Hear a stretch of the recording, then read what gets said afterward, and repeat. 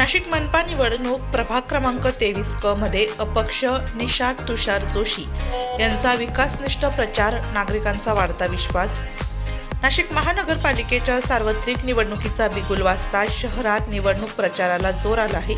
त्या पार्श्वभूमीवर प्रभाग क्रमांक 23 क मधून अपक्ष उमेदवार निषाद तुषार जोशी नगरसेवक पदासाठी रिंगणात उतरले असून त्यांची निशाणी पाण्याचा जग अनुक्रमांक 6 आहे. प्रभागात मागील 15 वर्षांपासून रस्त्यांची दयनीय अवस्था असून या गंभीर प्रश्नाकडे लक्ष वेधले जात आहे. निवडून आल्यास सर्वप्रथम रस्त्यांची कामे मार्गी लावण्यासह पाणी पुरवठा, स्वच्छता, ड्रेनेज, पथदिवे यांसारख्या मूलभूत नागरी सुविधा सक्षम करण्याला प्राधान्य दिले जाईल, असा विश्वास निषाद जोशी यांनी व्यक्त केलाय. विशेषतः इंदिरानगर परिसरातील अपुरी महापालिका बस सेवा ही नागरिकांची मोठी समस्या असून ही सेवा नियमित, वेळेवर व अधिक फेऱ्यांसह सुरू करण्यासाठी ठोस पाठपुरावा करण्यात येईल, असेही त्यांनी सांगितले. निषाद जोशी यांचे वडील तुषार जोशी हे गेल्या 40 वर्षांपासून भाजपशी एकनिष्ठ राहिलेले ज्येष्ठ कार्यकर्ते आहेत.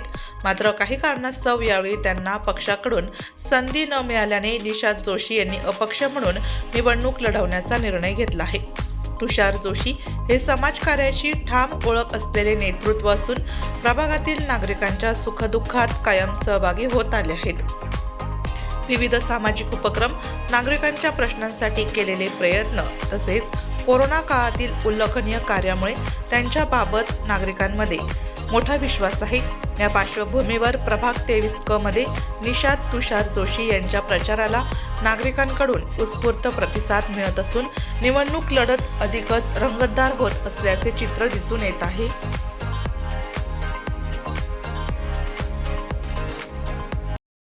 नाशिक महानगरपालिकेचा बिगुल वाजला आहे. प्रभाग क्रमांक 23 क मधून निषाद दादा या ठिकाणी उमेदवारी लढवत आहेत. काय सांगाल? गेल्या 30 ते 40 वर्षापासून भारतीय जनता पार्टीसाठी ह्या प्रभाग म्हणजे जे 1992ची निवडणूक झाली त्यावेळेस हा जो प्रभाग होता, हा वॉर्ड होता, 6 नंबरचा वॉर्ड होता आणि हा जो वॉर्ड होता हा नासर्डीपासून पाथर्डी गावापर्यंत होता. तर तेव्हापासनं या सगळ्या इलेक्शनमध्ये आम्ही काम करत आलो. नंतर 97ची 92 नंतर 97ची निवडणूक झाली. 97ला वॉर्ड परत थोडासा बदलला. त्यानंतर 2002ला झाली, 2007 सगळ्या निवडणुकांमध्ये कायम राखीव जागा असल्यामुळे आम्हाला कधीच लढवता आली नाही. आणि 2017पासून हा जो प्रभाग आहे हा प्रभाग सर्वसाधारणसाठी खुला झाला. त्यामुळे आम्ही मागच्या वेळेस पण इच्छा जाहीर केली होती, पक्षाकडे तिकीटही मागितलं तर पक्षाने तिकीट दिलं नाही. त्यावेळेस आम्ही थांबलो होतो. परंतु आता किती दिवस हेच चेहरे बघायचे आणि ही घराणेशाही किती दिवस चालवायची, ह्याच्यावरती कुठेतरी बंधन यायला पाहिजे. आणि कमीत कमी माझा असा सल्ला आहे की 2 किंवा 3 टर्म झाल्यानंतर समोरच्यानी स्वतःहून थांबले पाहिजे. किंवा असा सरकारला एक विनंती आता मी मेल लिहिलेला आहे की त्यांनी असा कायदा करावा की 2 किंवा 3 टर्म झाल्यावर ज्याला निवडणूक तीच निवडणूक परत लढवता येऊ नये. त्यामुळे दुसऱ्यांना संधी मिळते. प्रभाग क्रमांक 23 मध्ये सध्या कुठल्या समस्या आहेत आणि निवडून आल्यानंतर कशा पूर्ण करणार आहात? प्रभाग क्रमांक 23 मध्ये सध्या आता तुम्ही आलात, या रस्त्याने आलात, हे रस्ते गेल्या 15 वर्षापासून रस्त्याचं काम झालेलं नाही. अनेक ठिकाणी गटारी उघडे आहेत, लाईटचे डिपे उघडे आहेत. स्ट्रीट लाईटचं जे लाईट जे लावले ते लाईट ज्या वॅटेजचे लावायला पाहिजे त्या वॅटेजचे लावलेले नाहीत. बरेचसे लाईट हे कमी आहे. नंतर आपली संकल्पना अशी आहे की सगळं ग्रीन लाईटिंग किंवा ग्रीन ह्याच्यावरती सोलरवरती लाईटिंग करणे. नंतर विद्यार्थ्यांसाठी सुविधा उपलब्ध करून देणे. नंतर इंदिरानगरमध्ये महापालिकेची बस सेवा अत्यंत कमी आहे. म्हणजे फक्त बापू बंगल्यापासून जी सरळ गाडी जाते तेवढीच बस जाते. या भागामध्ये प्रॉपर आतल्या भागामध्ये बसच येत नाही. महापालिकेची बस सेवा उपलब्ध नाही, ती उपलब्ध करून देणे. नंतर पाणी बऱ्याच ठिकाणी पाणी 2 वेळेस येईल असं त्यांनी सांगितलं होतं, पण अजूनपर्यंत 2 वेळेस पाणी सुद्धा कुठे आलेलं नाही. बऱ्याचशा भागात एकच वेळेस पाणी येतं. पाण्याची जी वेळ आहे ती पण अगदी ऑड वेळ आहे. कधी कधी पहाटे 3 वाजता काही ठिकाणी पाणी येतं, काही ठिकाणी दुपारी 4 वाजता येतं, काही ठिकाणी दुपारी 1 वाजता पाणी येतं, 11 वाजता पाणी येतं. अशा बऱ्याचशा ठिकाणी पाण्याची पण समस्या आहे. नंतर आपले जे कचरा आहे कर्मचारी ते पालापाचोळावाले म्हणा किंवा झाडवाले वेळच्या वेळी येत नाहीत.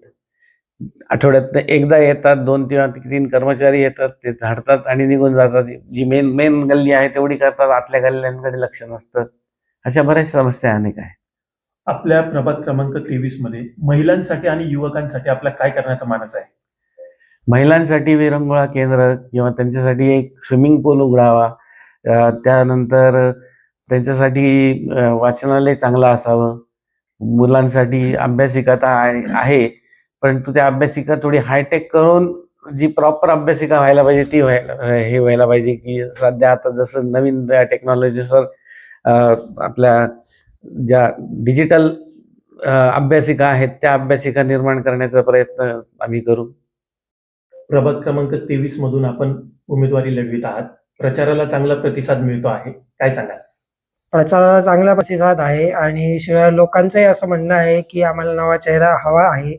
किती दिवस हे लोक येणार आणि काम बघतात लोक, त्याच्यामुळे लोक अशी अपेक्षा ठेवतात की आता नवीन यावे आणि तरुण पिढीला याच्यात संधी मिळावी. युवक वर्ग आपल्यासोबत आहे. युवकांसाठी आपला काय करण्याचा मानस आहे? युवकांसाठी सगळ्यात महत्त्वाचं म्हणजे त्यांना करिअर गायडन्स इकडे कुठेच नाही उपलब्ध, ते आपण करून देण्याचा नक्कीच प्रयत्न करणार. नंतर पालक आणि युवकांसाठी पण आपण काउन्सिलिंग सेंटर्स ते उभारण्याचे प्रयत्न करू. आरोग्याचा मुख्य प्रश्न आहे. आपल्या प्रभागात काय योजना आपण राबवणार आहात?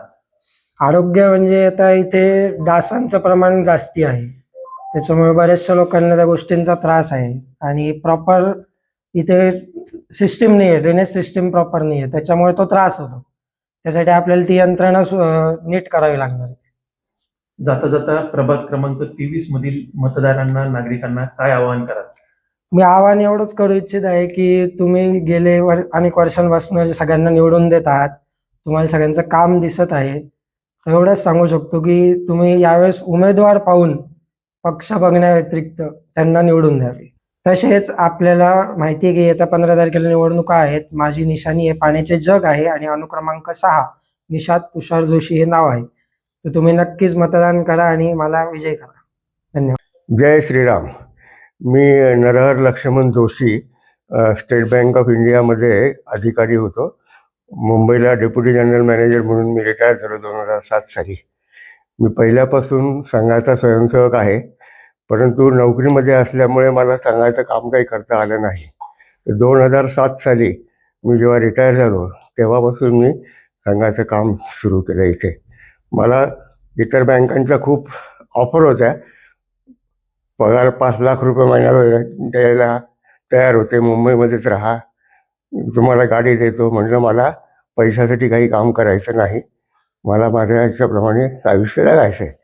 आणि मी इथे मग संघाचं काम सुरू केल्यानंतर इथे जनकल्याण समिती म्हणून संघाची एक आहे, त्याचा मी आरोग्य विभागाचा नाशिक जिल्ह्याचा प्रमुख म्हणून काम पाहत होतो. आमची एक रक्तपेढी आहे, जनकल्याण रक्तपेढी. नंतर 5 ते 6 साप्ताहिक आरोग्य केंद्र आहेत सुरगाणा, पेठ, त्र्यंबकेश्वर तालुक्यामध्ये. तिथे दर रविवारी एक डॉक्टर, आमचे 2 स्वयंसेवक असे जातात आणि लोकांना तपासून औषधोपचार करतात. 8 दिवसाचे औषध देतात. नाममात्र आम्ही त्यांच्याकडनं शुल्क फक्त 10 रुपये घेतो. नंतर आमचे 7 ते 8 आरोग्य हे जे रुग्णोपयोगी साहित्य केंद्र आहेत नाशिकमध्ये. लासलगावला एक आहे, निफाडला एक आहे. असे 7 ते 8 ठिकाणी रुग्णोपयोगी साहित्य केंद्र आहेत. तिथे विनामूल्य आम्ही लोकांना रुग्णोपयोगी साहित्य देतो आणि मग त्यांना परत देताना त्यांना वाटलं तर देणगी द्या, नाही तर द्या, अशी कंपल्सरी काही नाही आमच्याकडनं. आपले नातू या ठिकाणी प्रभाग क्रमांक 23 म्हणून हो, उमेदवारी लढवित आहात, कसे बघते याकडे काय सांगा? त्याच्याबद्दल तर त्याला आता हे आमच्या सर्वांनी म्हणजे आमची ही 4थी पिढी आहे इथे राहणारी. माझे वडीलसुद्धा इथे राहत होते. ते कोर्टामध्ये सर्व्हिस करायचे आणि ते सुद्धा समाजकार्य करायचे. माझ्या आईने इथे गजानन महाराज मंदिर बांधण्यामध्ये पुढाकार घेऊन त्याची प्राणप्रतिष्ठा केलेली आहे.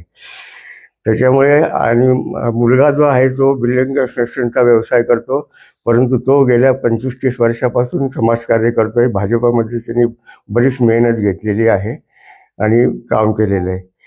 तर ते हे सगळं बघून त्याला पण इच्छा झाली की नाही मी पण काहीतरी करावं, आणि म्हणून त्यांनी आम्हाला इथलं सर्व लोकांनी सांगितलं की नाही तुम्हाला जरी तिकीट मिळालं नाही तरी तुम्ही कोणीतरी उभे राहा, म्हणून आम्ही त्याला अपक्ष म्हणून तिथे उभं केलेलं आहे.